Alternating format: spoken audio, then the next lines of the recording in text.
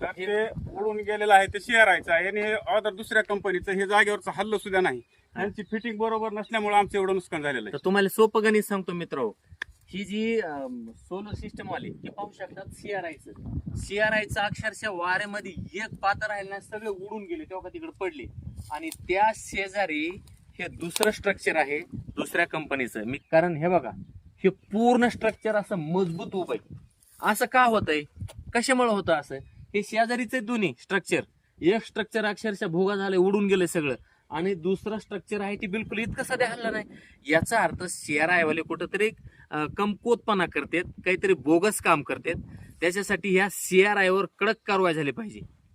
का उडून जात नाही? हे पण उडून जायला पाहिजे. हो सर, बरोबर आहे की नाही? जसं त्याच्या पाट्या पूर्णपणे उडून गेल्यात त्याप्रमाणे ह्याच्या सध्या पाट्या जायला पाहिजेत ना उडून, तर गेल्या नाहीत. हल्लं सुद्धा नाही जागेवर, जसं फिट केलं तसं असं बघा सर, तुमचं एकदा नाव सांगा पूर्ण. संतोष सुभाष मोराळे, राहणार चिंचवड, तालुका कडोली, जिल्हा बीड. हा, तर हे बघा, हे त्यांच्या शेतातले दोन्ही त्यांचेच आहेत, वेगवेगळ्या कंपनीचे. पाहू शकता तुम्ही, शेतकऱ्यांना चांगली फिटिंग केली की हालत नाही हो. वारे येऊ द्या, पाऊस येऊ द्या, काय व्हायचे होऊ द्या.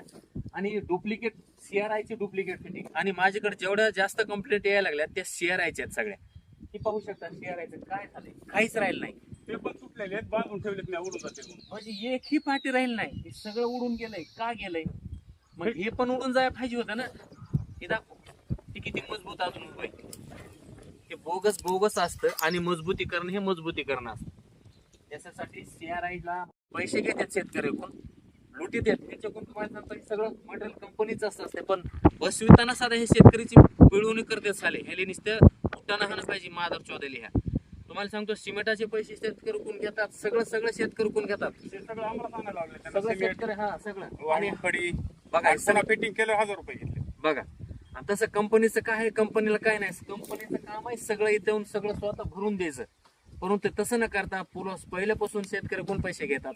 अहो, शेतकरी कोण सगळेच पैसे घेतात. लाईनमॅन साधे पैसे घेतात साले शेतकरी कोण. इथं ह्याच्याकडून लाईनमॅनने पैसे घेतले असते. हा, इथं ते हे का पंचनामा करण्यासाठी आलतं लाईनमॅन, हा, तर त्यांना 1000 रुपये घेतले. हा, म्हणजे शेतकरी एकूण प्रत्येक जण पैसे घेतात, पुन्हा असे डुप्लिकेट काम करतात. सर, किती दिवस झाले उडून तुमचं? 1.5 महिना.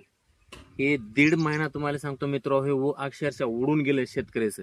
आणि 1.5 महिन्यापासून हे शेतकरी परेशान आहे. तुम्ही पाहू शकता या वादळामध्ये ह्या प्लेटा पाहू शकतात तुम्ही. हे बघा, पूर्णपणे डॅमेज झालेत अशा.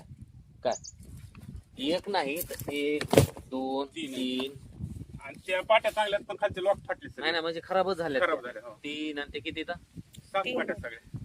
त्या 7. 3 आणि त्या 4. त्या टोटल 7 प्लेट्स अक्षरशः काहीच राहिलं नाही वादळामध्ये.